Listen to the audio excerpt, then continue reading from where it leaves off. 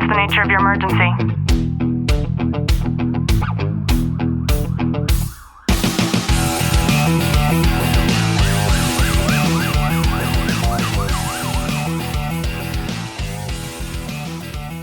Welcome back to the Tactical Living Podcast. I'm your host, Ashley Welton, joined by Sergeant Welton. Ken, how are you? I'm excellent. I've titled today's episode, Weaponizing Competence. You and I had a disagreement this weekend, and my question to you was, why didn't you correct me? And you said, well, I don't like to correct you. And you know, that's sweet, and I know you were trying to be nice and such, but I wanted to bring that up because it aligns perfectly with today's episode, because when you're good at everything, when you try to be good at everything, this can actually become a burden in some regards. And that's one of them. I have actually dealt with that my entire life, from my family, from my parents, from my friends, from the doctor I worked with, to where people don't want to correct you when you're wrong. And I am probably that one person who wants that constructive criticism or that correction more than anything else, because I live my whole life on expansion and learning new things. And if I think that I've learned something in one particular way and it turns out it's really another way, I want to know that. I don't ever want to be wrong. Like, that's the whole point.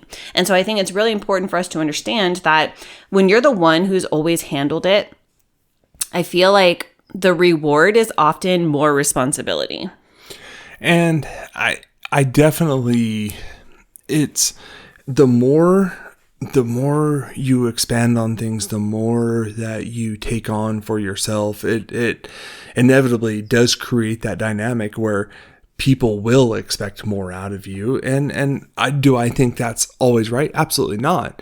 But it's being able to have those conversations and saying, look, I took this on and this is who I am, being able to learn from that and adapt to it, to be able to have those conversations, like you telling me, hey, well, why didn't you correct me on it? And I should have said, well, yeah, I should have. And being able to learn and grow from that is, I think, one of the most important things when it comes to these types of situations, because not everybody is as open as you are to learning and growing from that.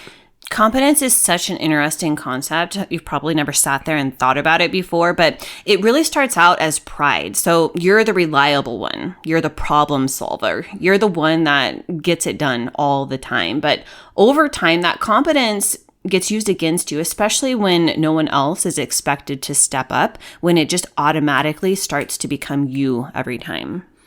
And I've faced that a lot at work, because you know, when you have someone who's reliable and competent in what they're doing, and like for me, like my work ethic, if I'm at work, like I'm going to work, like let me work and let me do my whole job and do the best I absolutely can at it.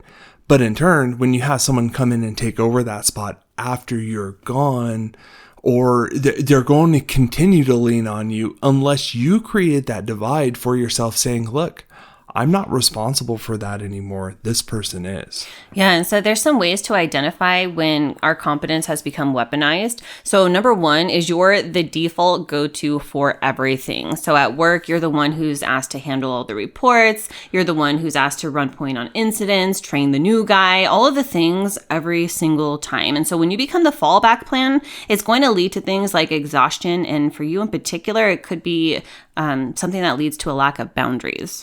Yeah, and that's why it's so important to create those boundaries for yourself and be able to articulate it and talk about, okay, well, I'm more than happy to help, but have we considered looking at it this way instead of that way? Being able to approach it in different angles, but that comes down to you as a person who's being leaned on all the time. Is you have to create that, because no one's going to create it for you. Another thing too is we have two crows that are like yelling at each other outside. I'm sorry if you can hear them. But another thing too is others stop offering to help. So it could be that your spouse or your coworkers just assume that you'll take care of it because you always do. And then that reinforces a cycle and it trains others to not step up. Yeah. And that's where I've seen this before, is you become so good at something that they don't know how to do it, or they don't care to do it, because they go, oh, well, they're just going to fall back on this person anyway. So why should I even show any initiative in doing that? And that's where you got to create that dynamic saying, look, you need to help build that other person up to say, look, they're the ones who's responsible for this, and they might not know how to do it, but I'm going to teach them how. And from here on out, after this, I'm done doing it. Yeah, another thing too is that you're expected to be emotionally steady all of the time, even when you're not. So people might come to you in a crisis, but you might also be the one that nobody ever asks how you're doing.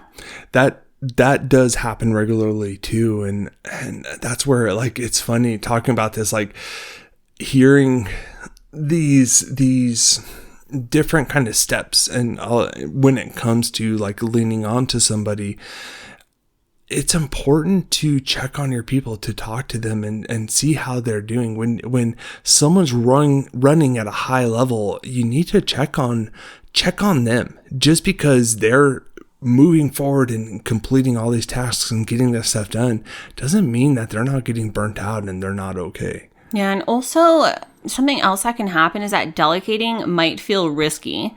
So you don't feel like asking for help because others don't do it right, or maybe it's going to be more work to just explain it. This might also be a sign.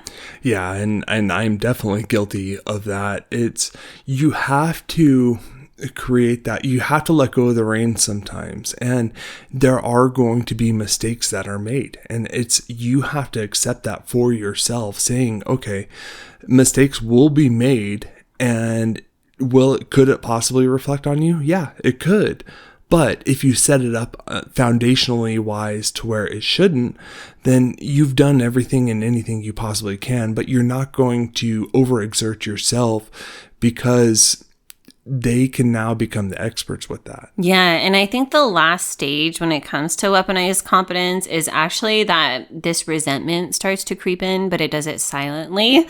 So you begin to feel really bitter about doing everything, but you struggle to express it. So you're not going to want to kind of sound ungrateful to anybody. Yeah, the inevitably you're going to start harboring those emotions and those feelings to it, because that's just another sign of you're getting exhausted. You're getting tired of having to do this stuff all the time. And on the opposite end, those people who are supposed to be doing it, they could be harboring resentment towards you because you're just stepping in and doing it, and they're not given the opportunity to show that they're capable of doing it. So towards the end of me working under the physician that I worked for, we'll call her that, right? Mrs. Satan. I remember a point in my career where I just took a hard no, right? I was done. I decided to set boundaries, and I just decided to take a hard no.